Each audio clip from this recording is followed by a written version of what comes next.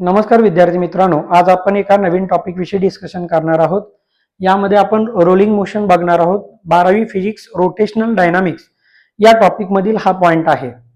आता इथे एक बॉल आहे आणि तो बॉल जर आपण इथून रिलीज केला तर तो बॉल स्वतःभोवती रोलिंग करत करत म्हणजे रोटेशनल मोशन करत करत तो त्याची ट्रान्सलेशनल मोशन करत करत इथपर्यंत येणार आहे। मग या पॉइंट मध्ये आपण तीन गोष्टी कॅल्क्युलेट करणार आहोत। एक म्हणजे त्याची असणारी रोलिंग एनर्जी, वेलॉसिटी आणि ऍक्सेलरेशन। आता हे वन बाय वन आपण या ठिकाणी बघूया। आता नंबर 1 आपण रोलिंग एनर्जी कॅल्क्युलेट करूया। रोलिंग एनर्जी कॅल्क्युलेट करण्यासाठी आपण काय म्हणू शकतो बघा, की हा जो बॉल आहे हा बॉल खाली येत असताना त्याची जी एनर्जी असणार आहे ती दोन एनर्जी असतील। एक कायनेटिक एनर्जी ट्रान्सलेशनल म्हणजे तो इथून इथपर्यंत आलेला आहे आणि तो तिथून तिथपर्यंत जात असताना रोटेशनल मोशन करत करत तो गेलेला आहे, is equal to kinetic energy आपल्याला माहिती आहे 1/2 mv² आणि ट्रान्सलेशनल एनर्जी आपल्याला माहिती आहे 1/2 mv² आणि जी रोटेशनल एनर्जी असेल ती 1/2 I ω²। आता यामध्ये I म्हणजे mk² हे आपल्याला माहिती आहे आणि ओमेगा हा आपण कसा कॅल्क्युलेट करू शकतो बघा, I is equal to mk² आणि V is equal to R omega, यावरून omega is equal to V/R हे आपण पुट करू शकतो। ते जर वरती आपण पुट केलं तर 1/2 mv² प्लस 1/2 I ची व्हॅल्यू mk² इंटू ओमेगाची व्हॅल्यू v²। आता इथं आपण कॅपिटल R कन्सिडर करूया म्हणजे v²/r² इज इक्वल टू या दोन इक्वेशन मधून 1/2 mv² जर कॉमन काढला तर काय राहील बघा, 1/2 mv² इंटू ब्रॅकेट इथं राहिलं 1 प्लस 1/2 mv² बाजूला काढल्यानंतर आतमध्ये राहील k²/r²। ओके, ही जी आहे ही या ठिकाणी काय झाली, रोलिंग एनर्जी। म्हणजे रोलिंग एनर्जी जी आहे ती किती आली, 1/2 mv² इंटू 1 प्लस k²/r²। आता त्याच पद्धतीनं आपल्याला नंबर 2 वेलॉसिटी कॅल्क्युलेट करता येईल। आता वेलॉसिटी कॅल्क्युलेट करण्यासाठी आपण कोणतं रिलेशन यूज करू शकतो बघा, बॉल ज्यावेळेला इथून इथपर्यंत आला म्हणजे त्याच्यामधली असणारी जी पोटेन्शियल एनर्जी होती त्या पोटेन्शियल एनर्जीचं कन्व्हर्जन ह्या रोलिंग एनर्जी मध्ये झालं। म्हणजेच आपण असं म्हणू शकतो की potential energy is equal to काय आहे, त्या ठिकाणी रोलिंग एनर्जी आहे।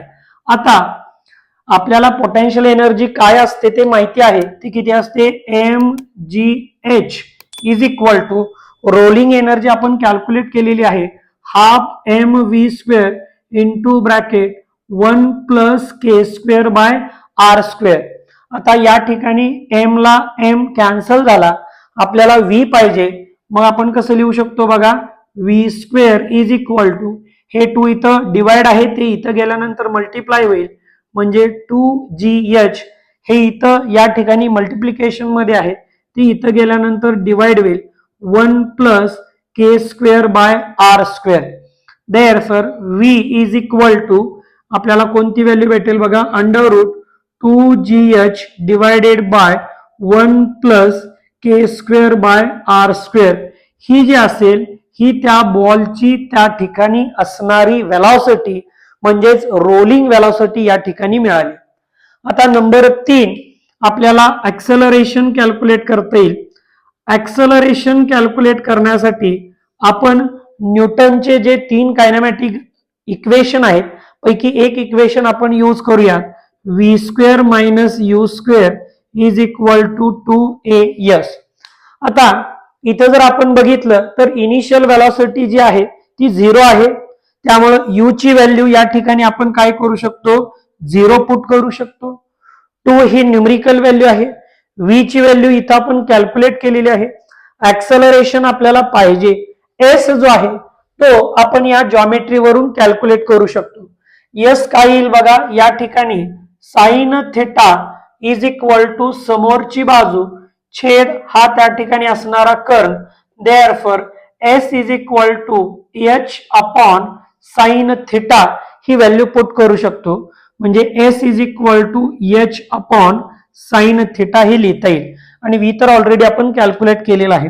देअरफॉर व्ही स्क्वेअर ची व्हॅल्यू काय आहे बघा, 2gh upon 1 plus K square by R square is equal to, आता हे यू झिरोच आहे, is equal to 2a, S ची व्हॅल्यू आहे एच अपॉन साइन थिटा. आता या ठिकाणी या 2 ला हा 2 कॅन्सल झाला, एच ला हा एच कॅन्सल झाला, ए ची व्हॅल्यू आपल्याला पाहिजे.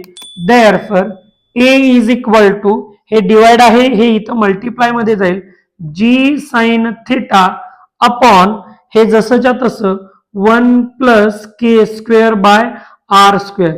म्हणजे ऍक्सलरेशन जे आहे ते acceleration G sine theta upon 1 plus K square by R square हे या ठिकाणी मिळालं.